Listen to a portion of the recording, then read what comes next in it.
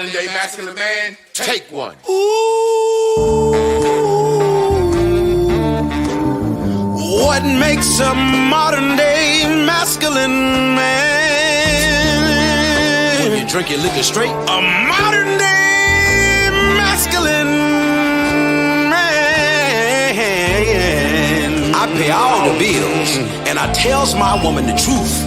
Got my shit together, do what I wanna do, say what I wanna say. I won't bend, I won't break, you are not me and I am not you. I kept it real, so now I can do what I wanna do. Modern masculine man. Welcome to Man School. Welcome to the Modern Masculine Man Podcast, Mitch. Woo!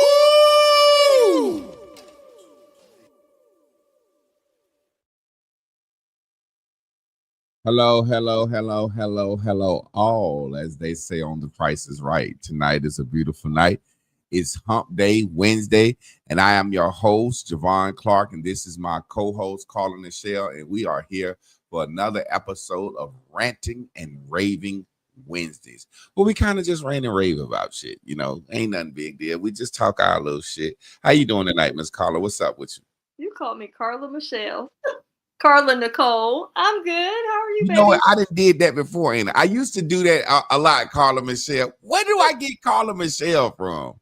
Well, Morgan Michelle is my baby. I don't know if you picked that up or maybe it's the living soul. I'm tuned in, tapped in, turned on to the living soul. See, that's what it is. You happen to you're channeling my baby girl, Morgan Michelle. Maybe that's what it is. Do we got sound, y'all? Do we got sound? Somebody let me know. Are we coming in loud and clear on the internet? How you doing, Miss Elise? How you doing, Tennessee Hot Chicken? First 2 students in class. Yes. How's your week going so far? Amazing. I'm just killing it, sir. Just killing it. Doing my thing. You already know. Building it. I cut my finger yesterday, and that's something I ain't did in so long. I cut my thumb doing some knife work in the kitchen, and normally I'd be doing my knife work, and I can talk and look around and da da da da da da da. It's like, but yesterday I cut it. I cut it across the nail. Ooh. And so, man, that shit was bleeding like hell. But I got the blood stopped, and hey, I'm cleaning it with peroxide, and I doubt if I have to get stitches. But other than that, I've been having a wonderful week, feeling good. Last night's show, I had fun. About ready to have fun on tonight's show. I actually really liked the topic. I actually seen something about your topic today that I thought was so funny, but it's so real. So let's just go ahead and get into it. What you got for us tonight? Welcome, everybody. I'm Coach Carla Nicole, and I am ready to rant and rave about a topic that I am really big about right now with love affairs with us ladies. I want to make sure that if any ladies on here that's taking it a little personally, don't take it personal. Just hashtag row the boat to the 800 number right here. And don't get upset with me because I'm chastising ladies, but this is just something that a coach got to do. I got to be out here and tell the truth. And the day will come that the gents will get it from me too. So don't get too caught up on that because I don't have no bias. I will get men too. So trust me. You know what, Miss Carla, I was saying as a female, as a coach, you coach men and women. But I was thinking, I was like, men are the choosers. Men need to be taught how to choose. But like you said, you're teaching women how to be chosen and what man to be chosen by. So it's really not a bad thing anyway. You know what I'm saying? It's just, it's admonition. It's learning. Yeah, but the problem is a lot of times, unfortunately, I have to say it, that some women can't be coached because they feel a way about sometimes my chastising them or my correcting, my telling them discipline needs to be instilled in them. They need to make some changes. They need to reinvent. They need to learn the code of conduct. And so a lot of times I'm not favorable when I'm trying to encourage and teach. So oftentimes I'm not liked until they see the change I'm sorry, they do the change and then they get the result they're looking for. Then they're like, oh, I didn't know. I'm like, if I tell you something, I'm not going to tell you something that doesn't work well for you. So tonight we're going to, I've lost you.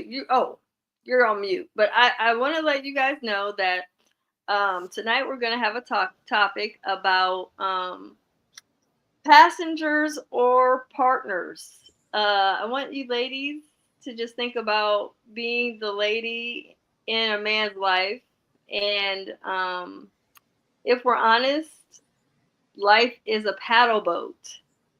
And when a man chooses you to be in the boat with him, and we'll just say he's paddling. So I just want you to make an image in your mind that a man is paddling the boat, but he pulls over, he sees what he likes what he sees, and he thinks you're it, and he has you come on in the boat. Now, in your joining him and coming into the boat, you're giving a little weight. It's a little harder to just row. Before he was just rowing by himself, and now he's rowing with you. So you bring on weight. And so this is all symbolic. So I'm not talking about your physical weight as a problem. I'm talking about you, period. Just getting in the boat is a weight. So, women get sensitive about the body images, and I'm not talking about that today. So getting in the boat and the man or the husband or the partner or whatever you got going on is he's rowing. And then when you get in the boat, my question for ladies is, are you a passenger in the boat or are you a partner in the boat? And there is a distinguished difference. So this is what we're going to talk about tonight. It's amazing that you say that because I saw on a podcast today, this basketball player just signed a $200 million contract. Ooh. And he was saying that he makes his girlfriend pay half on the rent. And the guy was laughing like, yo, you up $200 million. Why you make your girl pay half on the rent? Yeah. And he was like, because I want her to know she needs to act right from month to month. And I kind of laughed it off. But then I thought about it. He's protecting himself. You know what I'm saying? He said he met a woman. He really liked her. And once, they got serious, he talked to her about moving in. And she was like, okay, I'll move in. And he said, only on one condition. I'll take care of your life. I'll take care of you. You'll have a credit card. You can do whatever you need to do as my woman. But you're going to pay half on this rent.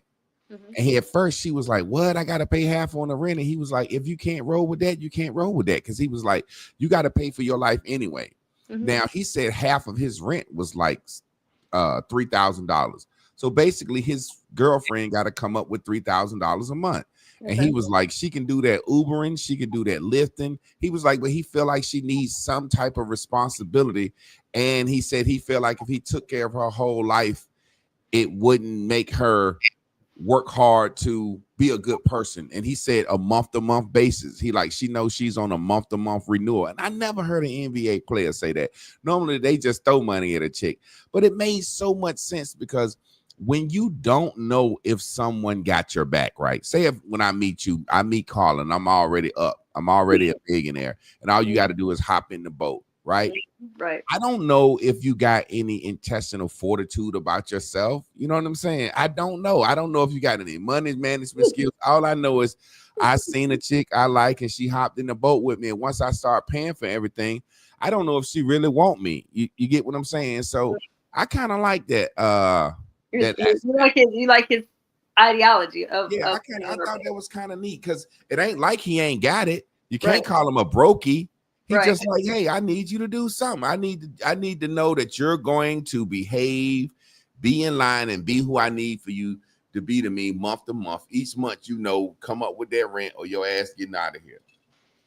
Well, actually, I know that that's probably the road that you were going to go into, but the boat actually represents life, period. So it's really not financial. But if we do want to go down the financial road, I will say this. I agree that a woman should contribute. Now, I don't know if every woman can afford to pay half, but apparently if she was in agreement, she obviously felt as though that was workable. And so again, it comes down to if they were to come in front of me and say, "Hey, what do you think, coach? Like, is this appropriate?" I mean, and my question would be like, "Well, is it functional? And does she understand how to take care of herself if you guys don't work out?" Because the truth of the matter is, anything can happen in the blink of an eye. So I would, as a coach, I wouldn't even really take issue with him doing that, because sometimes women's contributions are different depending upon what she's got going on and what she's bringing, as we used to say, what she's bringing to the table. But actually, the boat is symbolic to life.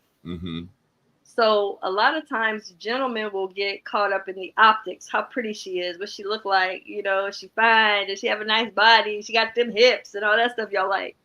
But this is actually about the rowing part, is him actually working to move in his vision and his purpose. So that's what the symbolic of this is him actually rowing. That is his drive towards his purpose. You know what, Carla? I wanted, when I was reading what you sent me, I thought about it. And it's crazy because there's an old saying, everybody plays the fool. You know what I mean? And I think every man has been a victim of a woman that has just been a passenger and not helping. Because as a man in your youth, say, for example, it's funny because women talk about what they make, what they don't make, what they have, what they bring to the table. But a man really just sees a woman and he want her. For whatever reason, it could be her body just got him that gone. She could be that pretty. You see what I'm saying? I know my first wife was so beautiful that I let her get away with shit early on because I just wanted this fine ass woman. Okay. I know that. I know I played the fool. When they say everybody plays a fool sometime. You know what I'm saying? Meaning, I'm serious. Meaning, I believe you, yes. As men, we can be in a situation in a boat with a woman and she's not paddling, she's not helping at all. Not only she's not paddling, she's not helping at all, she's rocking the motherfucking boat. But as a man, when you see a woman you want, you know you want her. And it could be, sometimes it could be her sex is that good. Sometimes she cooked just that good. Okay. But you will let this woman stay in your life and cause havoc and really pull you down just because of whatever it is about her. Like for the most part, when a man marry a woman or commit to a woman, he know when he see her walk in the room. Right. He don't got to know her credit score. He don't got to know nothing about her life. She could be a bum that just got on a wedding gown tonight. And that night he tell her, I want you to be my woman. And the next morning they get up from the hotel and she be like, well, you got to take me home. And he be like, you live here? Oh my God, this where you from? And she be like, I got 5 kids. And the man like, it is what it is. I know I want this woman. I know I've been like that over women before. Okay. So I wanted to throw that out there just to say, sometimes it don't matter what she bring or what she do. We just gone over that woman for whatever reason we chose her for. You know what I mean? Well, you do know that I will be getting onto that subject with men later. But at this moment, we're going to talk about women just riding in the boat. Did you see the banner I made for this? Did you see it? Okay. Yeah, that was neat. Did you see how frustrated he looked and how proud she was in the boat? Yeah. So he was just smiling like a motherfucker. He's struggling. I wanted to see if you interpreted it the way I wanted it to be interpreted, and it was perfect. It hit it right on the head. And what's deep about this, and I want you ladies to hear me, is that we oftentimes forget how important it is to contribute. So what I mean by contribute is they at least asked me to describe the passenger. So the passenger is not the partner, the woman that's looking out, checking for shark infested waters, checking for if it's going to rain, grabbing a paddle when she sees he's getting weak and tired and needs the rest. She's making sure he has plenty and hydrating him. She's making sure that everything is getting done. But on the other hand, when she got in the boat, he was rowing alone. So he probably would pull over when he needed the rest. But now he can rest and they can go farther because if she's paddling while he's resting, now they're on a rhythm, right? So they're paddling in the boat of life. This is what this is about. Symbolically, he has the vision, and if a man is clear about his vision and the woman is in agreement or alignment, then at the same time, then that woman can be aware of what she needs to be looking for. So now she's also going to be in the boat while he's resting or feeling weak or his arms are tired. She is now going to be looking for the storms. So she's looking for what do we cover with, babe? If it starts to rain, did you think about that? You know, what do we got to be in and when it gets dark, where's the light? Did you have the emergency gear? What do we do if this freaking boat goes out of air? What are we gonna do? So she's constantly problem solving. This is what a real partner does, not the passenger. The passenger is like in the lift or in the DoorDash. I'm sorry, in the lift or in the dashing. They're just riding. They're not really doing anything. They might talk to you, but when you get tired, you're gonna have to pull over. But she's not driving it. Same thing. Okay. Yeah. So partnership is more than pretty. I'm gonna say that again. Partnership is more than pretty. So let's talk about that, Javon. What'd you think about that? I mean, like I said, some guys meet a woman and he just need her to be pretty. If she can just be pretty and not be mean, you know what I'm saying? But a lot of times the most beautiful women have the most evilest spirit because they used to get in their way. You know what I'm saying?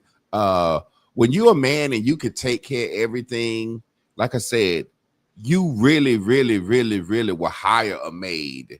You will hire somebody to take care of the kids. You know what I'm saying? It'd be so many situations where men just fall for a beautiful woman. Right. And just because she's beautiful, he put up with a lot of shit. You know what I'm saying? But after you get abused for a while, you wake up. Yeah. But yeah. So and doesn't eventually the pretty wear off once you have to deal with more attitude, poor mistreatment, when you start to get pushed away, disregarded, talked about, your reputation dogged out when you're not around, or when she starts to take advantage of your kindness.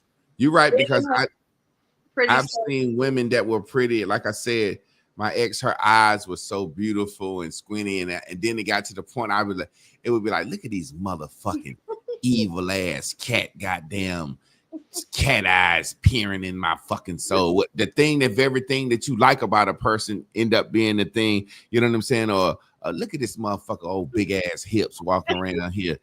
Think I'm fucking. You get mad because you still attracted to the hips, right? And you realize that's all you wanted, and then it's like a situation come up where it's like you want some sex or something, and they give you some mercy sex, and you like, man, fuck that shit, but you still take it because you want to see them hips. You know what I'm saying? So, yes, I know. The whole physical everything gets to the point where it can be like the very thing that attracted you, keeping you there, end up being the very thing that you look at and like, get your old fat ass out of here.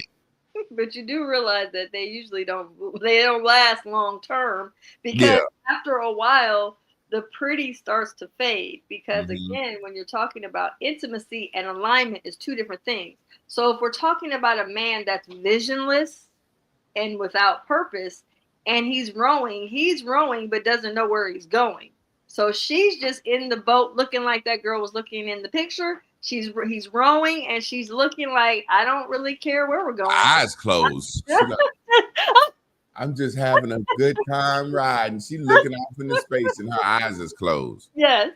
And I think but that's what I'm saying. When you look at that picture, you see how unfortunate he is working hard. He is like, and then at the same time, he's really second guessing his mindset. If you think about it, you can tell how he's disgusted with the way she's just in this pride, and you're not contributing. Okay, so let's talk about. I'm sorry.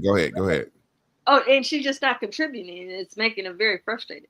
I was going to say, when a man get tired and he rowing in that boat like that, since we're using that analogy, sometime, and I stayed in my relationship longer than I probably would, because as a man, when you choose a woman and you have to break up with her, it's one thing for a woman to catch you cheating and she break up with you, and then it's like, oh man, she left you, dog, or dog, you got cheated. But it's another thing for you to just willingly decide as a man, hey, Right. you know, you ain't really did nothing wrong. I just think I made a bad decision.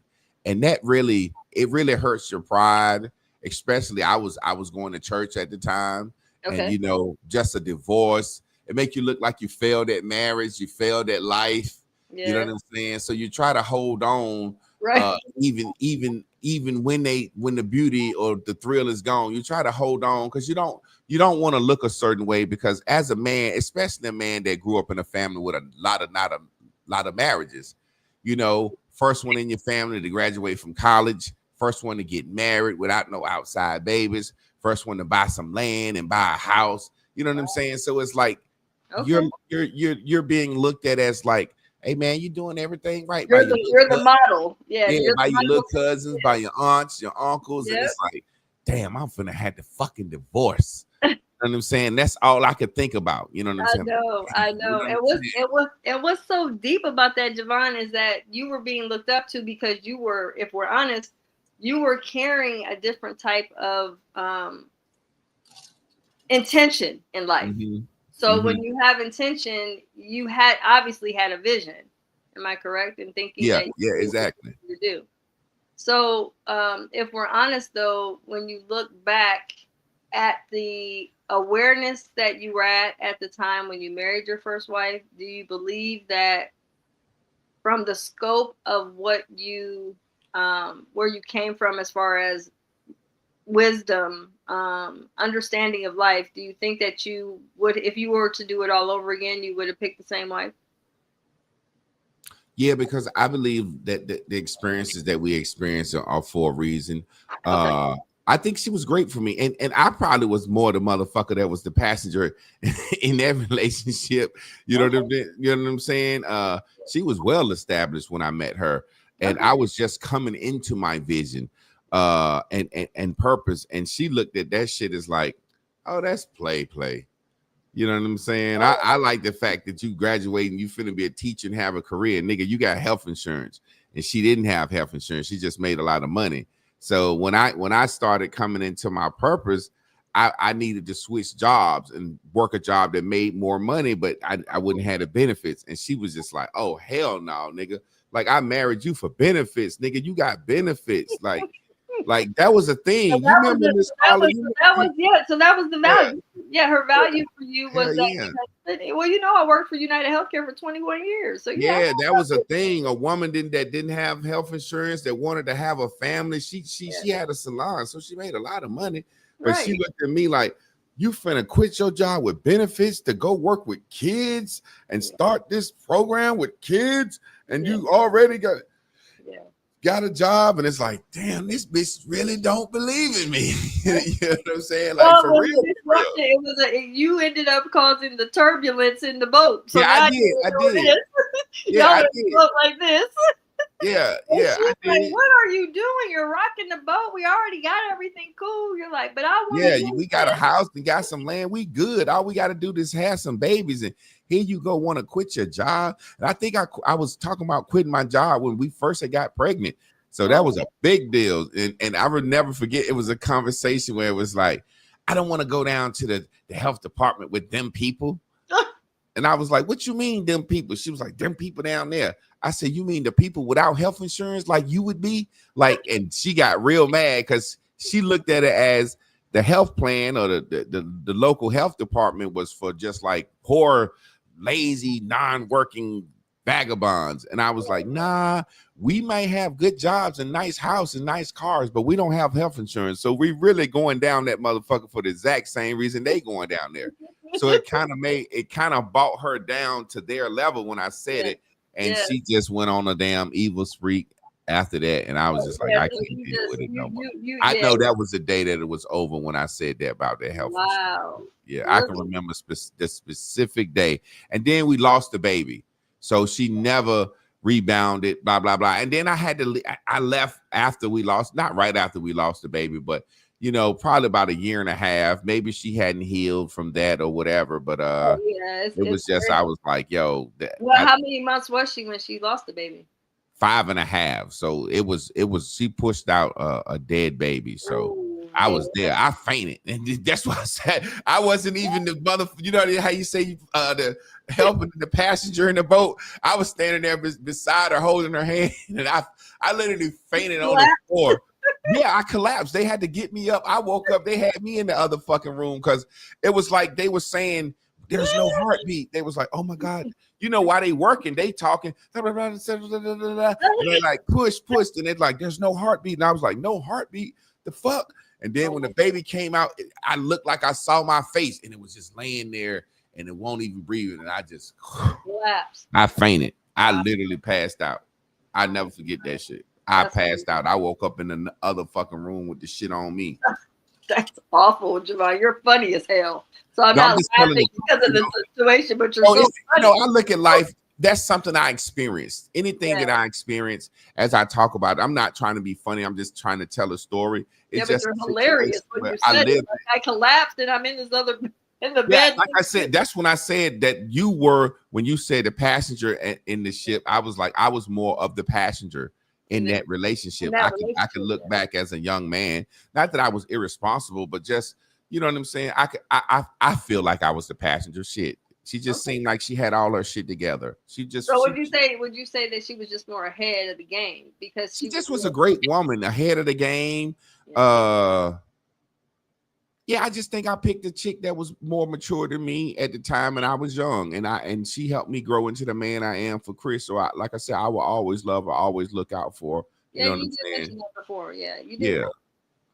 Yeah. And so what I also want to talk about too is, you know, a lot of times we lose sight about how we need to have foresight in the boat of life. We need to have intuition, which means we need to be in sync with our practices of meditation and prayer life and stuff like that, or however you see yourself reaching the higher power. You need to make sure you're doing practices and rituals and mantras to make sure you're consistent with that, to strengthen the teamwork in the relationship.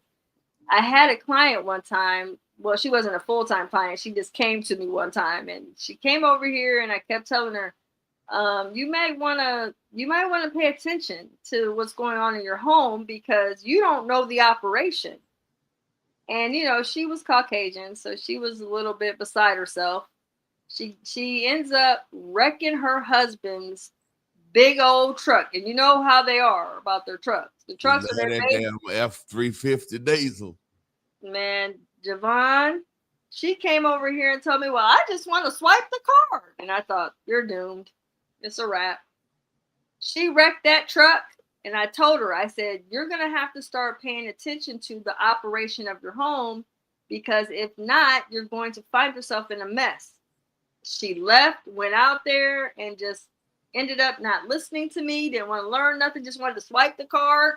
And then he done got him a new girlfriend. As soon as she wrecked that truck, he was already gone. Mm-hmm. So I'm like, you have got to be a contributor. You have to also realize that you can't guarantee that just because he's on the up, that won't change or shift. And so what's your survival skills look like as a woman? Yeah. Because sometimes you never know, that handsome man that you think is so good and sexy and all this, when it comes to him being tall and all that, you might have to carry him. It might be a point where he can't use his legs or knees to go out or whatever. You don't know what's going to happen. So it's important that you both sit down and you pay attention to the operation in life, not just about finances, but just if you're not going to be a contributor financially, then what are you doing? Do you have a GPS role? In other words, are you going to map out and look for where we should go, where we shouldn't, where he can cut corners? How can we save money if you're not bringing in money? If you're not bringing any, then how can you help him to save and shave some of those expenses off? Yeah, he likes to go to the barbershop twice a week. They'd be like, babe, well, maybe I can trim you up or something, one of those days, and then we can cut back. do some type of skill, because a lot of times we forget that we as women also have skills. If Yeah. you pay attention to some of the things he's doing, and you can see, well, maybe I can.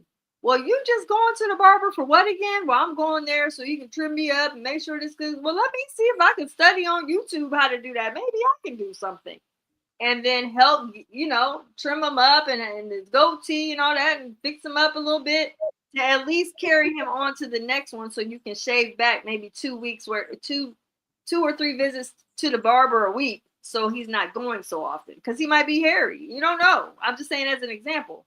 But 9 times out of 10, we're not creative in mind, because we're not thinking about how can we implement or import ways to actually contribute. How Yeah. are we a GPS? Yeah, For it's real. funny because my sons, it's funny of what people can contribute, and you don't know what a person can contribute until you start assessing it. As far as GPS is concerned, I always laugh at my wife. If I'm driving and I'll have my phone hooked up to the Bluetooth to listen to the music, and I'll be like, hook your phone up to the GPS so we can, you know what I'm saying, navigate. And she'd be sitting over that motherfucker and holding the phone up to my face. I said, Chris, you think I want to look at the fucking phone? And it's like the little car on the road, for whatever reason, she just can't read that fucking GPS to save her life. Right. And I be trying to show her. It's so easy to me, I guess, because when I was a little boy, we played video games. That's how I look like. And I'd be like, Chris, the car is on the road. The road is moving. It's telling you right up here. And then it's saying the fucking street. And then she just hold it up to my face. And I'd be like, Chris, I trust you. And she'll be like, I'll just hold it the whole time, because she don't trust that she's going to look at it the right way. But on the flip side, she's a hairstylist also, along as well as a teacher. So I used to go to the barbershop once a week. You know what I'm saying? Right. And it's always $20. $20. Now you don't got to go there now that often, do you? Now I used to go to the barbershop once a week. It's funny how life is. When I was paying, I used to go once a week, and I used to take the boys with me once a week, because that was our bonding time. You know what I'm saying? We would always go to the barbershop. Yes. They get to see me be the man I am in the barbershop. Like, people admire me, blah, blah, blah. They used to, I could watch them. They loved how people respected me in the barbershop. So I would take them to the barbershop, and it would be $60 a week, every week. You know what I'm saying? Every week.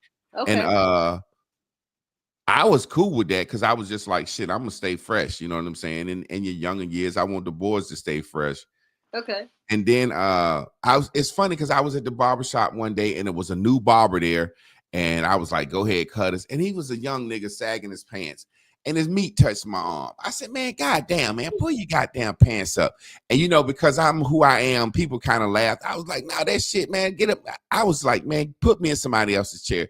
And they was like, man, you always going too far. I was like, no, this nigga need to have etiquette. He's cutting a man's hair with his fucking pants sagging, leaning up, and his fucking dick didn't touch my arm. I was like, that's crazy. So I came home. I said, Chris, you got to start cutting me and the boys' hair. And she was like, no, I'm scared. I don't want to. I was like, shit, you got to practice on them. Cut them first, cut me third. You'll get better. You'll get better. You'll get better. And now, you know what I'm saying? That's still their bonding time. That's the only time we see them, when they come home for a haircut. Or you know what I'm saying? And when she cut my hair, that's my. And it's funny because now that she cuts my hair, I only get a haircut every blue moon. I don't give a damn about a haircut. But she does very well. Right, but remember, one of the things I want to address, first of all, her style of trying to do it her way. So, prime example, we as women that don't really want all that conflict will have a tendency to be like, let me look at my shortcomings in myself. She knows she's not going to get this right. So she's holding it up to your face. But that's a powerful thing, because what if she's looking at it and telling you all wrong? Y'all are going to end up in Indianapolis instead of ending up where you're supposed to be going. So it's a blessing that she knows her shortcoming, and she's willing to hold it to you so you can watch it. And I respect that. When any mistakes made, then she knows it's on you, because it's on me. She want to. And see, the only thing is, I be trying to teach her. I say, Chris, I want to show you how to read this thing and use this thing because you be by yourself sometime, but also, and just I'm the type of person, if you really care about a woman, you want to see her sharp in every facet of life. So I always tell her, you got a master's degree, you're a school teacher, you can learn how to read this GPS.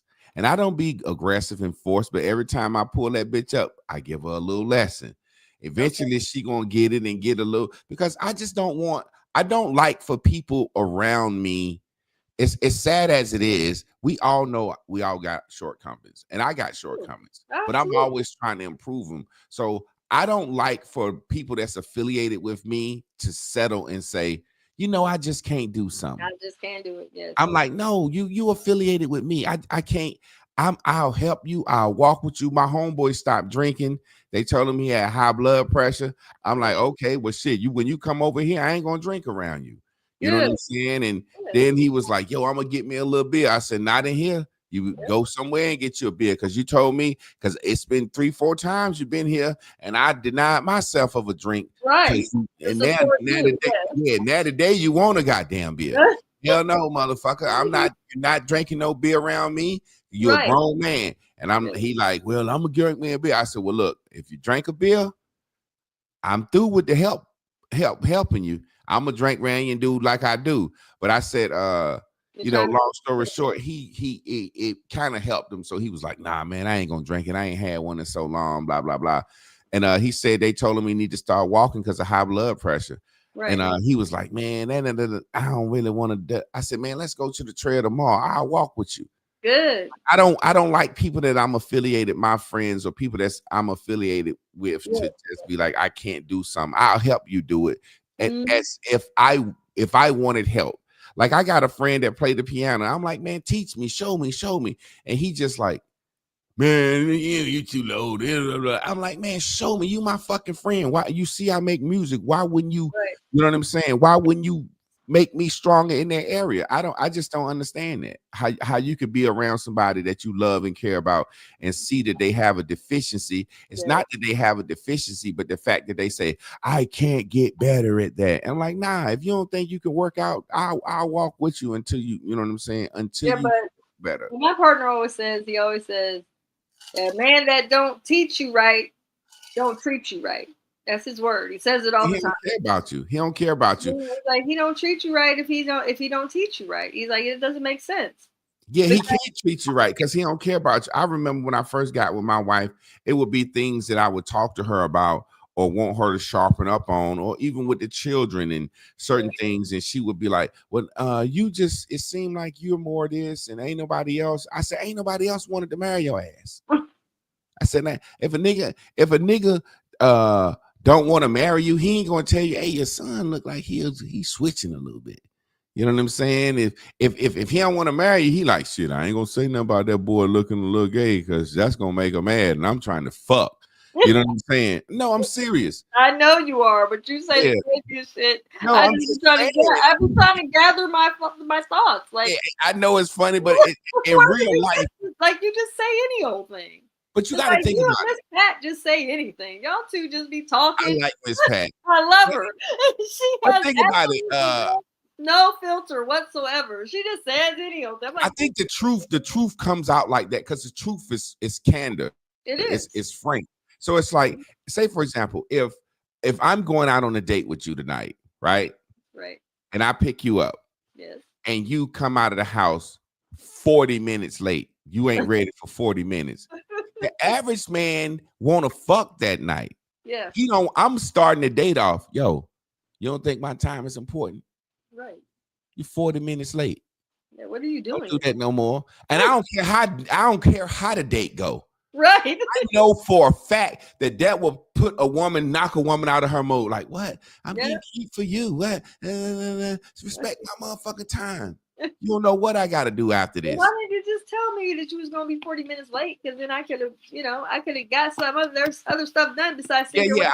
I'm just making up example. Like, for the most part, a man, if he say something about shit, your son was kicking my foot on the date or kicking the table. You're like, shit, I ain't saying nothing about that because when she dropped them kids off, we gonna get a room. Whereas Right. I'm the nigga that'll be like, hey, little man, cut that shit out, little man. What? He kicking the table. What you think I'm gonna let him kick the table? Right. And then I'm gonna go into I'm disciplining him and talking to him so he'll listen to you when I'm not around. Right. So now it turns a date night into a moral lesson about relationships. Yes. And I'm like, hey, shit, I'll go home, beat off, or I can call Susie May. I'm not gonna Don't yeah, start. I'm not gonna not do what I need to do. I'm not gonna not be a leader for some pussy. That's what's wrong with the world right now.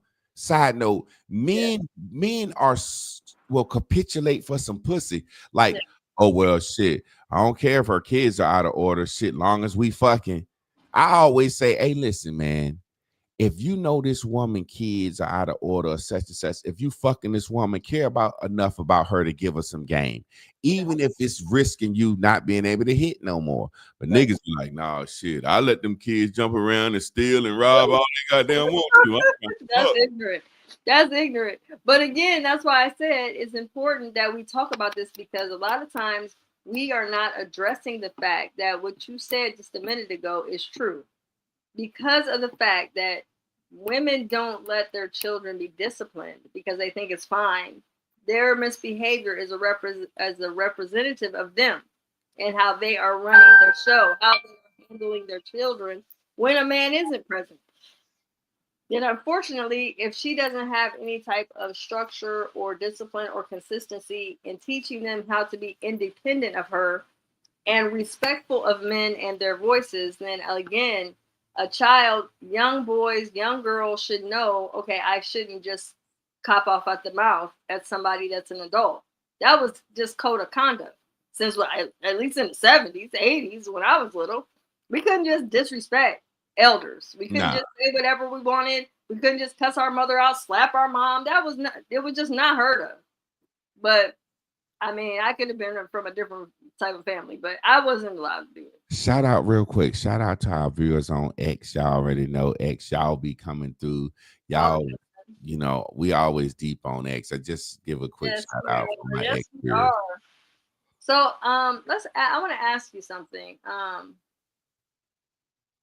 do you think men respond differently to a woman who prevents setbacks instead of creating them? How do you think men respond? Oh man, you're giving anything she won't. That's one of the reasons I'm so locked in with my wife. It gives you a level of peace because as a man, it's like you're always on. I don't want to say always on edge. You're always thinking about the outcome of something. I'll give you a perfect example of what I'm saying. Okay. If I said, hey, men are macro thinkers, women are micro thinkers, and I know you know exactly what that means. But for the people, if you say, I heard somebody talking about nuclear weapons and global safety, would you think that was a man or woman talking about that? A man, definitely. And if I said I heard somebody talking about somebody's outfit that they saw in the lobby. You see what I'm saying? So a man will forget to bathe. I don't mean it like that, but a man ain't walking around thinking about his fucking hygiene all day. No. A man is thinking about big shit. Yes. Big shit. I know. And a woman is thinking about small little shit. Not saying it's insignificant. It's just smaller things, micro shit. Right. So a man who's walking around thinking about big shit, we need to get a fence because I want my daughter to play in the backyard, but I don't want nobody to walk up on her. I need to get this fence. If I'm walking around thinking about that, if I'm thinking about big shit, the woman that's thinking about the micro shit, she's preventing any small mishap that can keep my mind on the big shit. And that's one of the things I love about Chris. She makes sure everything is flowing.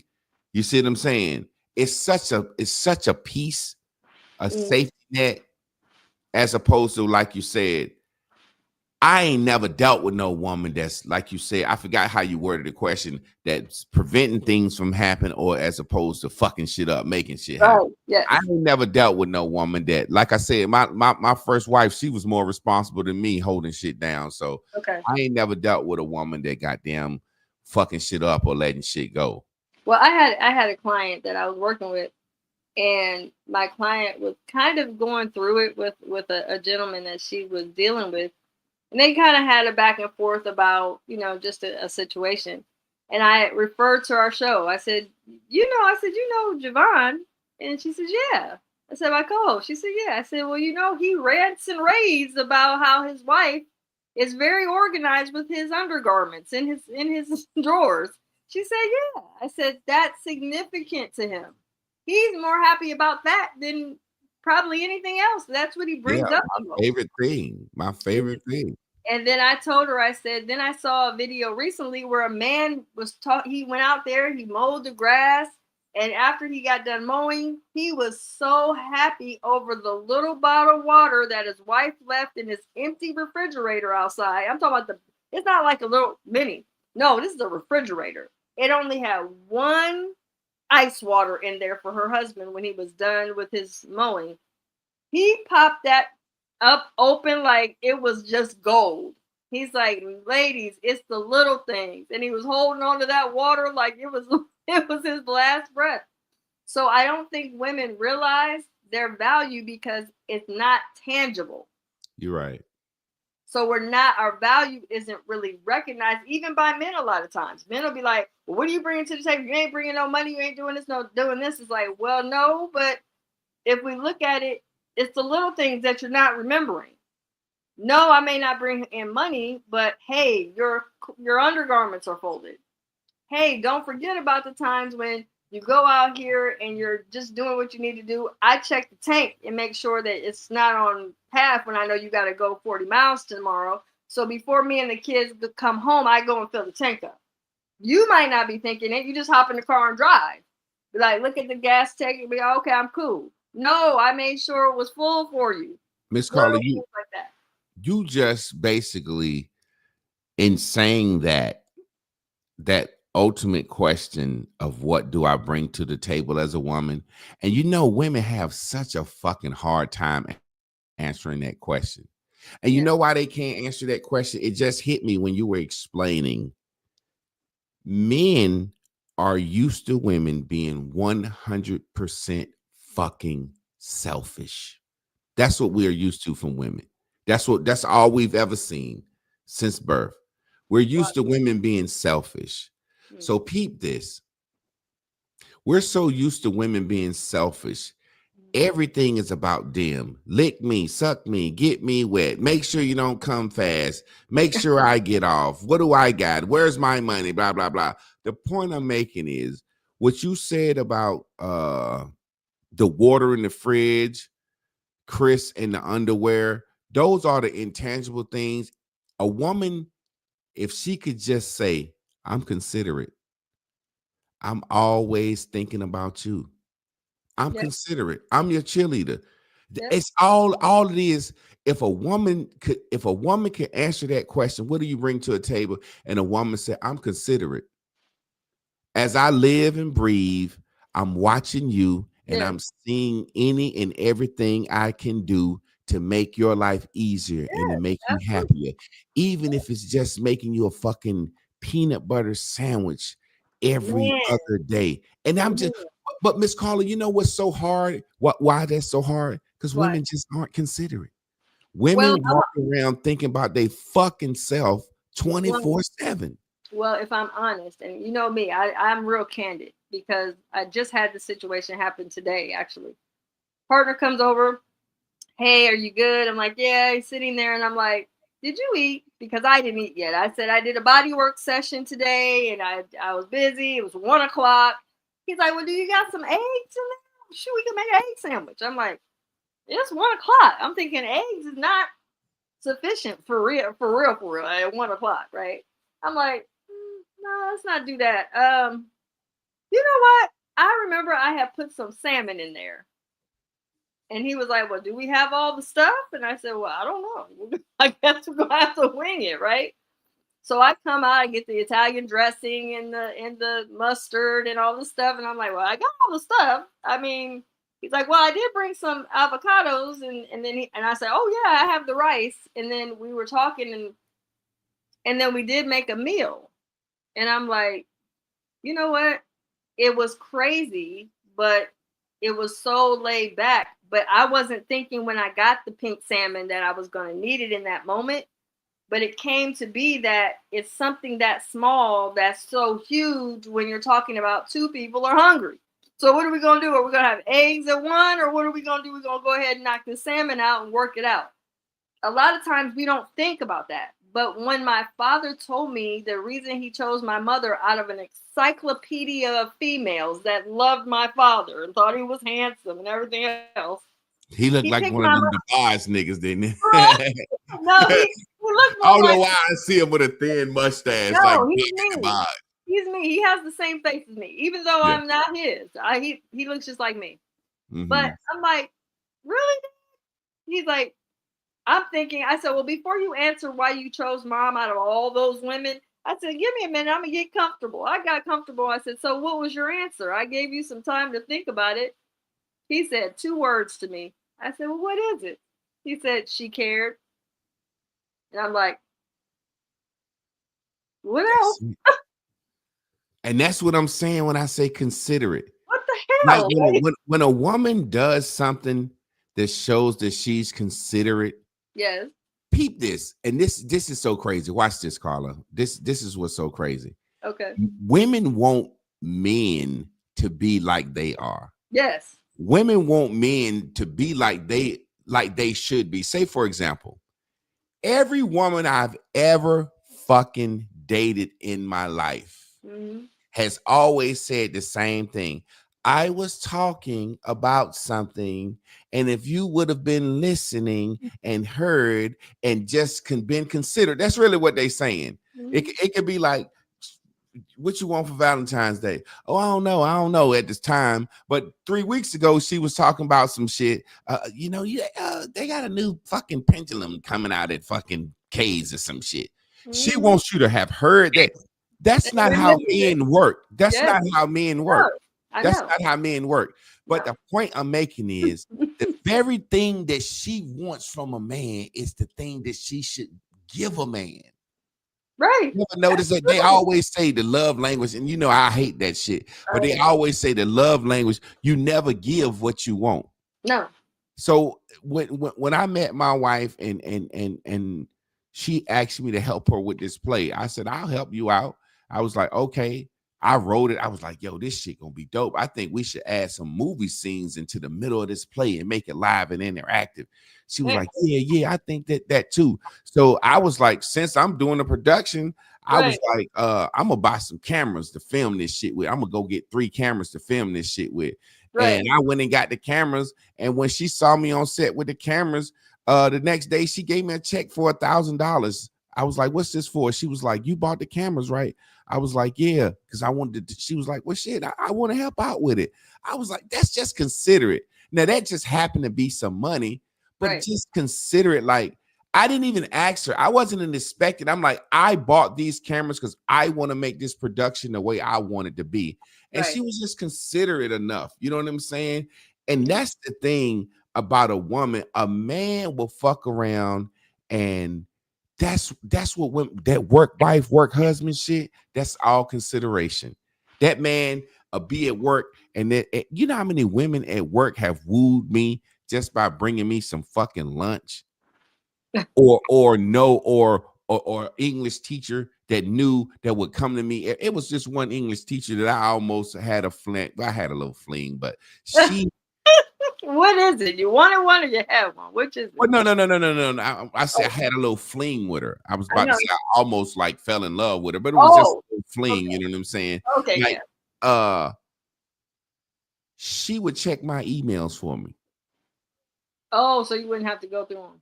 Check my emails for me, and she would remind me of everything. Whenever she make her lesson plan, she would modify it a little bit and send me one like I made it. Yep. You know what I'm saying? Yes, I know. Yeah. Yeah, and she won't even no good looking woman. She was old big fat funny shaped chick. But she was so Funny considerate. shape. I said, I gotta give her some of this dick. I know she like me. And I said, I know she don't think she got a shot in hell. But Shorty kept doing that shit. I said, I'm gonna give her some dick. What is wrong with you? You have no sense at all. Like literally no sense. I don't know what You you know do. when you hey look, you know you done gave somebody some pussy at some point in your life. Like, you know what? This motherfucker done earned this pussy. I ain't even think I was gonna give it to him, but he earned this pussy. I think it's called Hilarious. a demisexual or something. Not sapient. It's when a person is not physically attracted to you, but they earn it through kindness. You think that's how it works? That's how it worked for that situation. You think okay? Like, shit, I'm gonna You get like her she about to get it. She about to get it, huh? Yeah, she's like, look, well, we can meet up at my house and we can print this out and work on this. I'm like, yep, we can.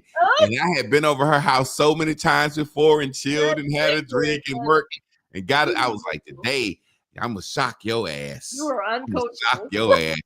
You were uncoachable, sir. I'm sorry, we can't work with you. We don't know what to do with you, Mr. Clark. I don't know what to do with you, but you are uncoachable. That consideration, Carla. Let me ask you this, Carla, because women say this. We say this so fucking much. What's that? Protection and provision. I need to hear this straight up from you. Okay. Is that what really? Because I don't think that's what really women be wanting from me. What do you mean? Like I just said, I think protection and provision. What I'm saying is consideration to the bottom line. All that cooking, cleaning, sex, being pretty, nurturing, cheering me on, all that shit, that all go in the box. But if I narrow it down, just consideration, I'll take that over anything. Okay. What I'm saying is, I'm asking you, the world says a woman just wants protection and provision from a woman, from a man, right?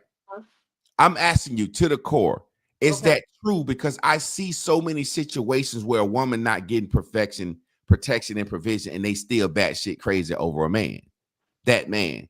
So I'm asking you, like, I don't know where that came from. I just when I thought about it, consideration, that's all I want. I'm asking you, as a woman, like, is that really it? It's subject to change. It depends on the time, the season, the woman, the time, because we change like the leaves on the trees. So sometimes we might be in the mood for the protection. So we might want a man to be like, you know, such and such did this to us, and I was upset, and I really wish that he wouldn't do that, and I felt uncomfortable. And he's like, all right, for real, I'm going over there. I'm going to handle that. And we're like, oh, yeah, he can protect me, and he's so sweet, and all this. And then other times we might not want all that. We might just want to cuddle and be held, and girl, you know, you're beautiful and all that. We want that girly stuff.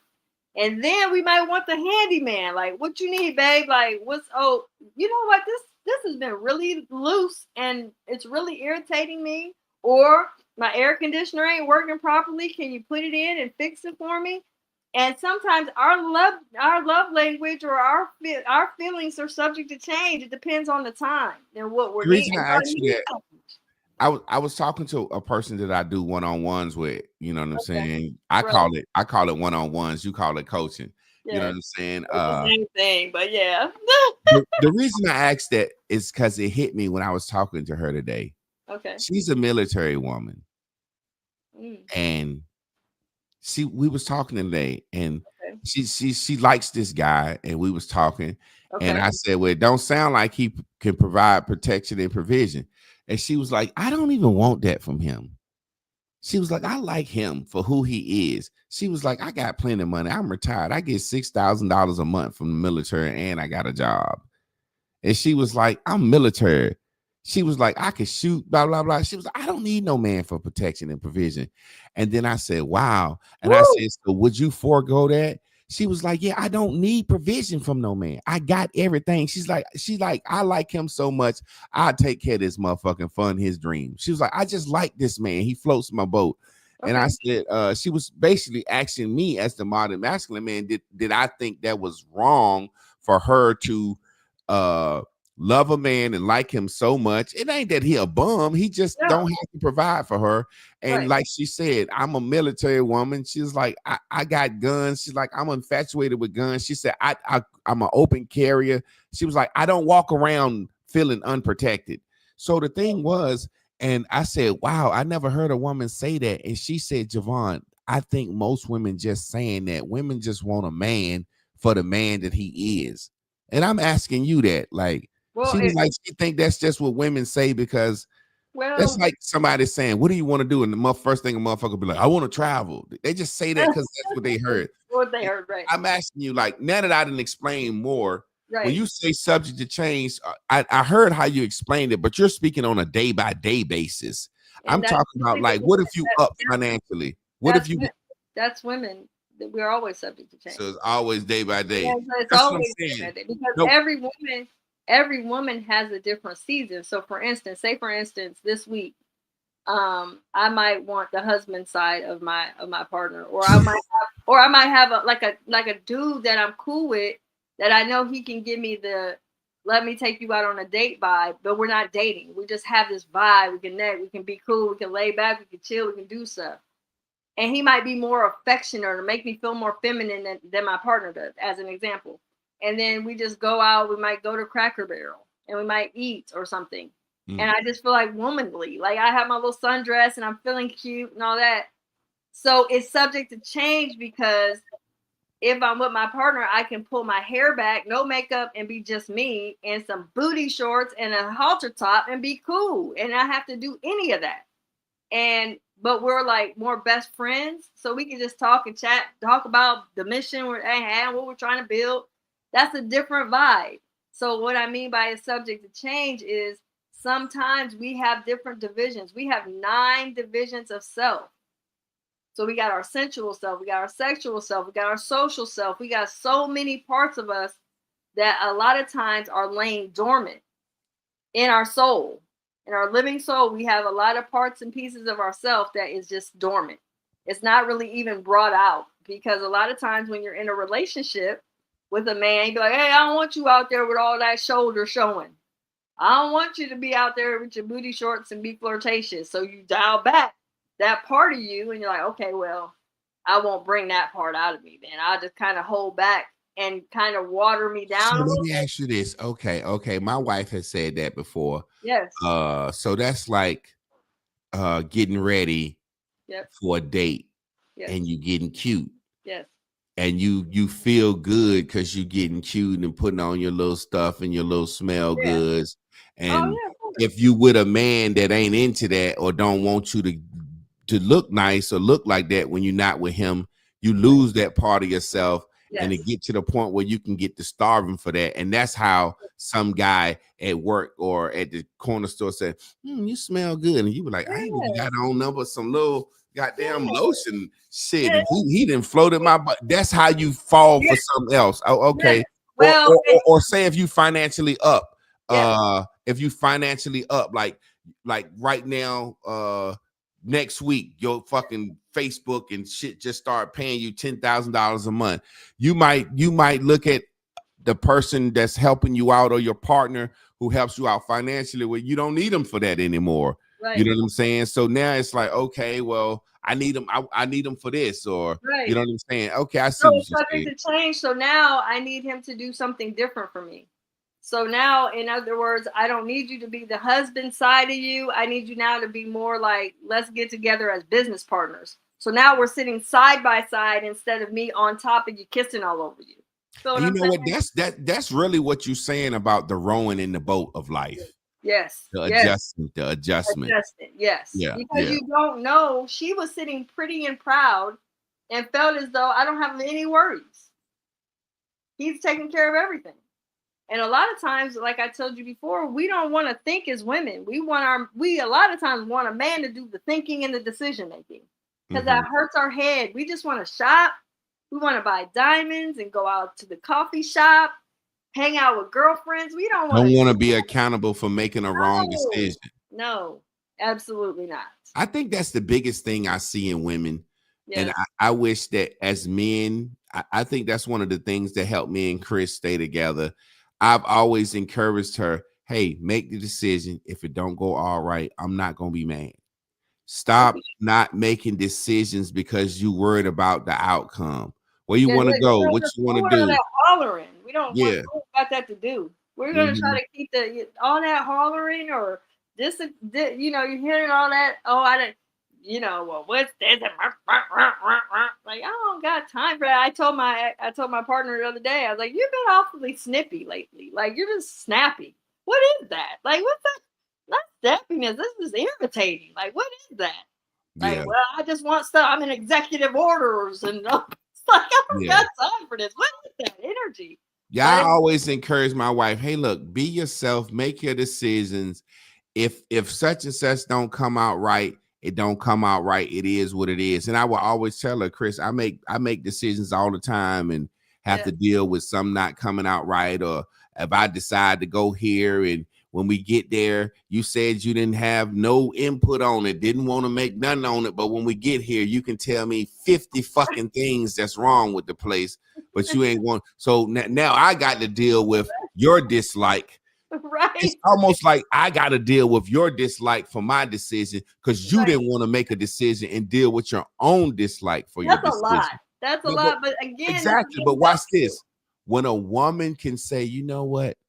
I'm being considerate. Yes. I'm going to make a decision. And if I don't like it here, I don't like it here. It's because I chose it, not because of you. You know what I'm saying? It's hard. Carla, it's crazy because before I get out of here, I want you to make your next point. We got about 10 more minutes. Okay. Carla, I promise you, and I want to talk to women and have a conversation. Is it that hard for a woman being with a man? It's fucking hard as a man being with a woman. Like you have to think for them. What I mean is there's a heavy fucking jacket. Like for a woman, like you said, well, shit, you told me y'all don't want to think, y'all don't want to make a decision. Y'all just like y'all gotta, it can't be that hard. Y'all just fucking sitting in the boat, even when you're rowing. Right, like, we don't want to do all that. Baby paddles. But I'll be honest, if we're a woman of decision, if we're a woman that knows about how to make decisions, then we'll be a little more relaxed on the not wanting to do it. So we'll do it naturally. So what I mean by that is sometimes we as women that are already in that instinctual thinking of, okay, what is he needing? Then we just kick right in and we just do. But that depends on upbringing a lot of times. What did we see our mom do? Did our mom just do nothing and dad took care of everything? Or was it my mom didn't have a man? Or what happened with mom? Because usually we mirror her. So my mother was always somebody that was rowing the boat with him, or she's looking around and telling him what to do, or this needs to be done, or she was always instrumental and stuff. So for me, in a relationship, it depends on what type of relationship you're talking about. If you're talking about a long distance relationship, if you're talking about a relationship where he goes home, or are you talking about a relationship where he's husband-like, or are you talking about a relationship where we're just friendship and we have a closeness? Like, what kind of woman am I being with this man? Because every single one I just mentioned has different responsibilities. Some of them it's just he gets it and goes home. Then you get in the shower, you go to bed, and you're good. That's not a responsibility for real. Sometimes they just out of town, out of state. You hit it. He goes home. Bye, and it's been great. Nice seeing you, and they're gone. But if you're talking about somebody that I'm either living with or I'm responsible for, I'm there in case of emergency, which is considered an ICE on his paperwork. That's a little different of a woman. Because now I got to make sure, what's your health looking like? Are you good? Do you need anything? I'm thinking about things that you need, things that you like. I'm considerate of you. Yeah. That's a whole different. So which woman are you talking? Which role are you talking about? Yeah. The crazy thing about it is, and even like in our swag academy and teaching men how to have swagger and teaching women how to get picked and teaching women how to be picked by the right man. Right. one of the biggest things I want to have for men is how to mold your woman into what you need her to be. Because once you mold her into what you need her to be, if she's palatable, you really don't need. Because I have such an opportunity out here to see other women, but I just don't. I don't be on women like that no more. Why? Because I've molded her. Now that ain't saying that I'm more of a. I guess I done got to the point where if I go out of town and I'm handling some business or something, and I see a beautiful woman, I'll crack on her just to see where my game at. And if something happens, something happens. You know what I'm saying? But as far as just, you know what I'm saying, just wanting to be around, I'm at a phase right now where my wife is so palatable and so considerate. Like, I think that's what the ultimate goal to is. It's like, you ever seen old folks, and I know this ain't a good example, but I'm gonna use it as an example so you can see what I mean. Okay. You ever seen old people that just own cruise control? Like when mama come out the house, daddy got a pocketbook because he knows she always forget her pocketbook. Always forgetting something. Mama got his glasses because he forget his driving glasses. You know, everything is just cruise control. Kind of like the scene in The Color Purple where when Mr. was like, where my tie? Where my tie? She like, right there. Where my sock? Where my right here? It's like she know that man. And when you get like that, it's like your life has become so cruise control with a person that they know you and know your movement so much, whereas there's no room for someone else. You know what I'm saying? When I say no room, it's only for play. I already know. You know what I'm saying? Like, remember I told you a long time ago, monogamy is powerful because monogamy allows me, if you're wanting monogamy or if you're wanting poly, it allows it to evolve into it on its own. See, the problem with monogamy, if I claim I'm monogamous, everything's going to come to me to challenge that. Oh, you monogamous? Oh, let me show you what I got over here, or let me show you what I got over there. But when you're like, I evolved into this, I have the opportunity to do what I want, but I'm good right here. And it's not that I can't be playing around, but in this time, space, and aura that we have right now, we're good. So that's what I tell people all the time. I'm like, well, monogamy is an evolution. It's not something that you say you're going to be out of your mouth. It's what you evolve to. Yeah. If you're going to be that. Well, Miss Carla, I got to get on up out of here. It's been a wonderful show. I think we got a couple of points that we could probably do a part 2 of this if you want to. You know what I'm saying? Let me tell you too, if you guys are on here, I do have a free PDF just on the paddle boat analogy alone for all people that's on here. Join my Patreon. It's under Carla Nicole, patreon.com. And like I said, or you can even text me, hashtag this number, roll the boat, and I will send you the PDF. But either way, just get a hold to me so you guys can see, oh, I didn't know really where it benefits. And this can be for men or women, because actually a lot of times men need to read what I'm giving women. Women need to read what I'm gifting men, so we can get intelligence beyond just our gender. We get locked into gender that we don't want to learn. It's like being a fly on the wall. That's a beautiful situation. Well, y'all make sure y'all take advantage of this stuff while it's free. Join the Patreon. The Patreon is not free, but make sure you take advantage of anything that Miss Carla got going on. Make sure y'all hit her up for a living soul reading. Y'all stay tuned in, tapped in, turned on. We will see y'all next week. Peace.